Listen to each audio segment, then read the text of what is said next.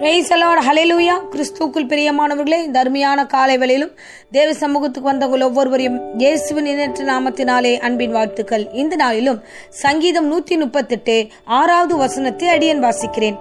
கர்த்தர் உயர்ந்தவராயிருந்தும் தாழ்மை உள்ளவனை நோக்கி பார்க்கிறார், மேட்டுமையானவனையோ தூரத்திலிருந்து அறிகிறார். ஆமேன், ஹல்லேலூயா. என் தேவனாகிய கர்த்தருடைய பார்வை எப்படி இருக்கு பாருங்க. இந்த பூமியில தாழ்மை உள்ள ஜனங்களை நோக்கி அவர் பார்க்கிறார். ஆமேன். அதுதான் தாவீது விதமா சொல்கிறார், என் கர்த்தருடைய பார்வை எப்படி இருக்குன்னா தாழ்மை உள்ளவனை நோக்கி தான் இருக்கிறது. ஆமேன், ஹல்லேலூயா.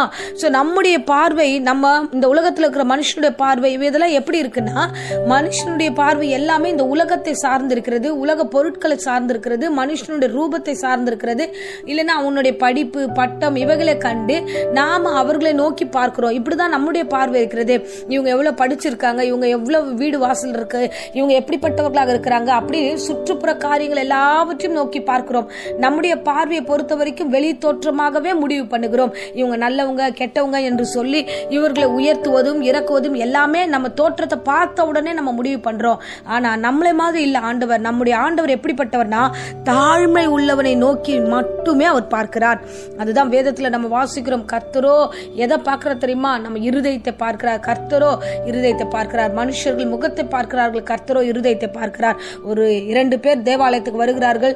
தாழ்மையோடு தேவ சமூகத்தில் ஜெபிக்க கடந்து போகிறார்கள். ஒருவன் உள்ளே போய் அவன் ஜெபிக்கிறான். ஜெபிக்கும் போது சொல்லுகிறான், ஆண்டவரே, நான் இந்த வேளையில ஜெபிக்க வந்திருக்கிறேன். இந்த பக்கத்துல இருக்கிற விபச்சாரக்காரனை பாருங்க, இந்த பக்கம் இருக்கிறதான குடிகாரனை பாருங்க, இந்த மாதிரி தவறு பண்றவங்களை பாருங்க, இவங்கள மாதிரி எல்லாம் நான் இல்ல ஆண்டவரே. நான் தினந்தோறும் வருகிறேன். நான் ரெண்டு வேளையும் நான் வாரத்துல 2 வாட்டி உபவாசிக்கிறேன். நான் உமக்கு தசம பாகத்தை நேர்த்தியா செலுத்துகிறேன் என்று சொல்லி அந்த தேவாலயத்துல வந்து தான் பண்ணுகிற எல்லா காரியத்தையும் சொல்லுகிறான். மற்றொருவன் வருகிறான், வந்து அமர்ந்து, ஆண்டவரே, என் கண்ணை ஏறெடுக்க எனக்கு பயமா இருக்கு, நான் பாவியான மனுஷன், நீர் பரிசுத்தவான், ஆண்டவரே என்னை மன்னியும், இந்த பாவியான மனுஷனை ஏற்றுக்கொள்ளும் என்று அவன் மன்றாடி தலை வணங்குகிறான்.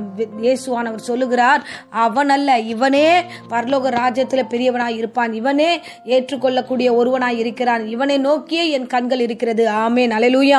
அருமையானவர்களே, இயேசு கிறிஸ்து நமக்கு உவமையாய் சில காரியங்களை சொல்லி இருக்கிறார். தாழ்மை உள்ளவனை நோக்கி மாத்திரம்தான் நம்முடைய பார்வை இருக்க வேண்டும். நாம மனுஷரிகமாகவே சுற்றிக்கிட்டு இருக்கோம், மனுஷரிகமாகவே யோசிக்கிறோம்.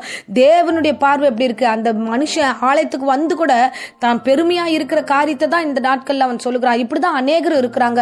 தான் காரியம் செய்வதெல்லாம், நான் உபவாசிக்கிறேன், நான் வந்து தசம்பாகம் செலுத்துறேன், நான் தேவனுக்கு உண்மையா இருக்கிறேன், இப்படியே தன்னை பெருமைப்படுத்திக் கொண்டே ஆலயத்தில் அமர்ந்திருப்பார்கள். ஆனா தேவன் அதை விரும்பவில்லை. அல்லேலூயா. பாருங்க, கிருபை அளிக்கிறவராக இருக்கிறார். தாழ்மை உள்ளவருக்கு அவர் கிருபை அளிக்கிறார். இந்த காரணத்துல நம்ம வேற யாரையும் உதாரணம் எடுக்க வேண்டிய அவசியமே இல்லை. இயேசு ஒருவர் போதுமானவராய் இருக்கிறார். வசனத்துல நம்ம வாசித்தது போல கர்த்தர் உயர்ந்தவராய் இருந்தும் அவர் எங்க இருக்க வேண்டியவர்? சிங்காசனத்துக்கு மேலாக இருக்க வேண்டியவர், பரலோகத்துல இருக்க வேண்டியவர். ஆனா அவர் பெரியவராய் இருந்தும் நமக்காக கீழே இறங்கி வந்தார். கீழே இறங்கி வந்து தாழ்மையின் ரூபத்தை அவர் எடுத்தார் என்று நம்ம வசனத்துல வாசிக்கிறோம். பிலிப்பியர் 2ஆம் அதிகாரத்துல 7ஆம் வசனம் சொல்லுகிறது, தம்மை தாமே வெறுமையாக்கி அடிமையின் ரூபம் எடுத்து மனுஷ சாயல் ஆனார். அது மாத்திரம் அல்ல, சிலுவையிலே மரண பரியந்தம் கீழ்ப்படிந்தவராய் இருந்து தம்மை தாமே தாழ்த்தினார். ஆமென், ஹல்லேலூயா. அவர் தம்மை தாழ்த்தினபடினால கர்த்தர் அவரை உயர்த்தினார் என்று வேதம் சொல்லுகிறது. ஹல்லேலூயா. அருமையானவர்களே, இந்த பிரசங்கத்தை கேட்டுக்கொண்டிருக்கிற என் அன்பு பிள்ளைகளே, நாம எப்பொழுதும் தாழ்மை உள்ள பிள்ளைகளாய் நாம் நடந்து கொள்வோம். எல்லா இடங்களிலும் தேவனை போல நம்மை நாமே ஒப்பு கொடுப்போம். இயேசுவே இறங்கி வந்து தாழ்மையின் ரூபத்தை எடுத்தாருன்னா நாம இறங்கி வர்றது தப்பு கிடையாது. சில நேரங்களில் நாம பெருமையாகவே பேசிக் கொண்டிருக்கிறோம், சில நேரங்களில் பெருமையாகவே சில காரியங்களை செய்து கொண்டிருக்கிறோம். தாழ்மைக்கு இடமில்லாமல் போகிறது. நான் தாழ்மையா தான் இருக்கிறேன் சொல்லுகிற வார்த்தை மட்டும்தான் இருக்குதே தவிர நம்ம செய்கையில தாழ்மை இல்லை.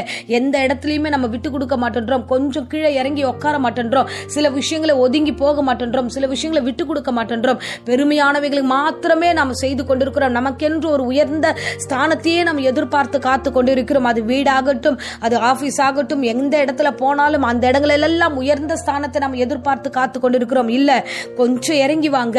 பரலோக சிங்காசனத்தையே இயேசுவானவர் இந்த நாள்ல இறங்கி வந்தது உண்மை என்றால், அவர் நமக்காகவே அவர் கீழே இறங்கி வந்தார், நமக்காக அவர் கீழே இறங்கி வந்தது உண்மை என்றால், நாம மற்றவர்களுக்காக கீழே இறங்கி போவது தப்பில்லை. ஆமென், அல்லேலூயா. மேட்டிமையாய் ஒரு இடத்துல அமர்ந்திருக்காதீங்க. மேட்டிமையாய் கிறிஸ்து சிலுவை சிலுவையில இல்லையே, அவர் தாழ்மை உள்ளவரா இந்த சிலுவையிலே நமக்காக மரித்தாரே. அந்த ரட்சகருடைய பிள்ளைகளாகிய நாம அவரை போல தாழ்மையின் ரூபத்தை எடுத்துக்கொள்வோம். தேவன் பார்க்கிற விதமும் அப்படித்தான்.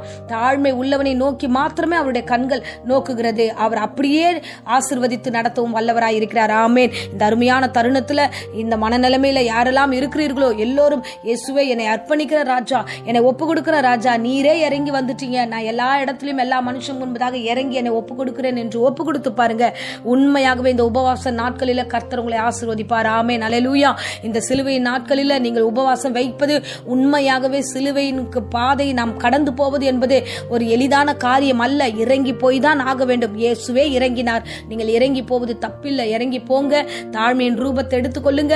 ஆசீர்வாதத்தை பெற்றுக்கொள்ளுங்க. நிச்சயமாய் கர்த்தர் பெரிய காரியங்களை உங்களுடைய வாழ்க்கையில செய்வார். ஆமென். அல்லேலூயா. இப்பொழுதும் அடியேன் உங்களுக்காக ஜெபிக்கிறேன். அன்பு தெய்வமே, இந்த அருமையான தருணத்துல கூட கர்த்தாவே, அப்பா உமக்கு ஸ்தோத்திரம். நீர் பெரியவராய் இருந்தும் எங்களுக்காக இறங்கி வந்தீரே ராஜா, உமக்கு நன்றி. நீர் பெரியவராய் இருந்தும் உடைய கண்கள் எல்லாம் தாழ்மை உள்ளவர்கள் நோக்கி இருக்கிறதே, அதற்காக ஸ்தோத்திரம்.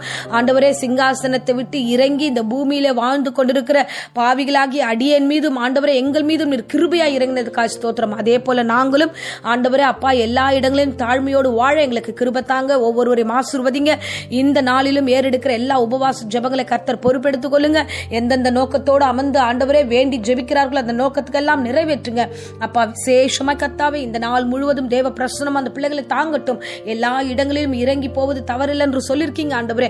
முடிந்த அளவுக்கு ஆண்டவரே கர்த்தாவே இந்த பிள்ளைகள் தாழ்மையோடு வாழ இன்றைய தினத்துல கிருபை தருவீராக. ஒவ்வொருவரையும் ஆசீர்வதிப்பீராக. என் தேவன் தாமே பொறுப்பெடுத்துக் கொள்ளுங்க. விசேஷமா இந்த வேளையில வியாதியோடு பலவீனத்தோடு யாராகிலும் போராடி கொண்டிருந்தா எல்லா ஜுரமும் சளியும் தலைவலியும் இயேசுவின் நாமத்திலே சபித்து கட்டுகிறேன். பூரண சுகம் சரீரத்தை நிரப்பட்டும். ஆசீர்வதியும் வழி நடத்தும். இயேசுவின் நேற்று நாமத்திலே ஒவ்வொருவரையும் ஒப்பு கொடுத்து இந்த வேளையில ஜெபிக்கிறேன் ஜீவனுள்ள நல்ல பிதாவே. ஆமேன். ஆமேன். Praise the Lord. God bless you.